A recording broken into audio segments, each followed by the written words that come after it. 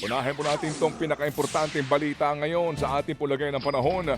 Humina po ang bagyong Opo matapos nga pong mag-landfall sa Eastern Visayas kanina pong madaling araw.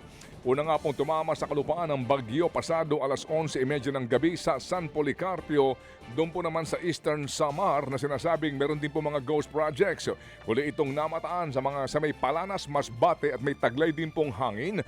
Naabot sa 110 kilometers per hour at bugso na hanggang 150 kilometers per hour.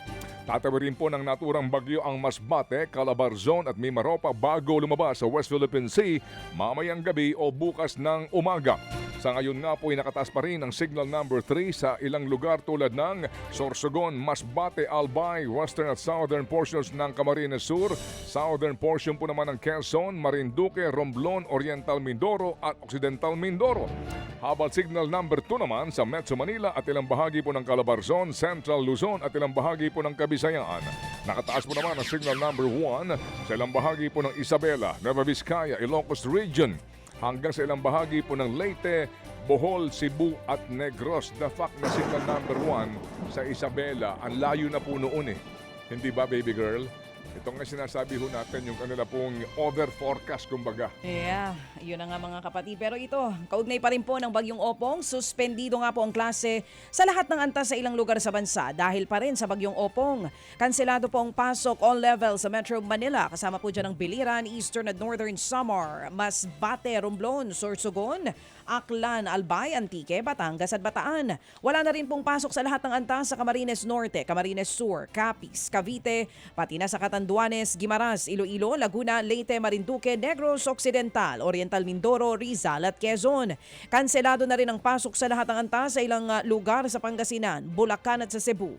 Wala na rin pasok mula preschool hanggang senior high school sa Basista sa Pangasinan. Sa ilang pang mga balita po naman, nagbigay po ng umanod ay pasabog daw yung unang pagharap po ni dating DPWH Undersecretary Roberto Bernardo sa hearing nga po ng Senate Blue Ribbon Committee kaugnay pa rin po sa mga anomalya sa mga proyekto po ng DPWH.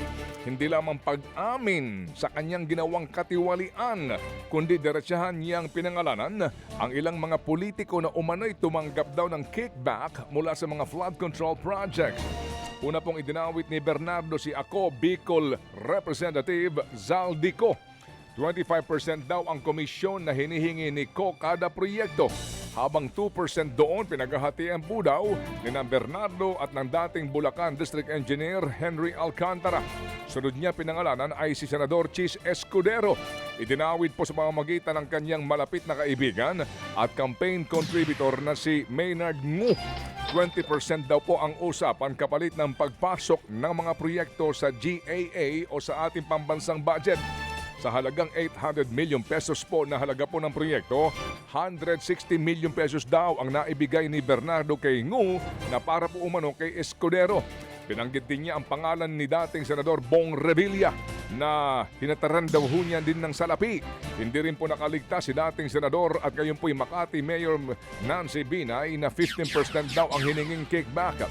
Kinumpirma ho naman ni DOJ Secretary Boying Remulla na kanilang inirekomenda ng NBI ang pagsasampa ng reklamong indirect bribery at malversation of public funds laban kay Senador Escudero, Mayor Nancy Binay at maging kay dating House Speaker Martin Romualdez. Samantala, idinedeliver naman daw sa bahay ni na Congressman Zaldico at Martin Romualdez ang mga maletang naglalaman po ng milyon-milyong pisong cash na ang tawag po nila ay basura. Ayon sa testigo na si Orly Regala Guteza, dating security consultant ni Ako Bicol Party List Representative Zaldico, basura ang tawag po sa limpak-limpak na perang nasa mga maleta na dinedeliver daw sa mga politikong nadadawit sa anomalya sa flood control projects. Sa pagharap po niya sa Senate Blue Ribbon hearing, sinabi niyang hindi lang basta pagbabantay ang trabaho niya, kundi pati pagbuhat ng maletang may limpak-limpak na pera. Ang mga maleta dinadala raw sa bahay ni Ko sa Pasig, pati sa mga bahay ni dating House Speaker Martin Romualdez. Kasama raw sa mga naaktuhan ni Gutesa noong December 2024 na nagde-deliver ng pera sa bahay ni Ko si Benguet Representative at dating ACT CIS Party List Representative Eric Yap.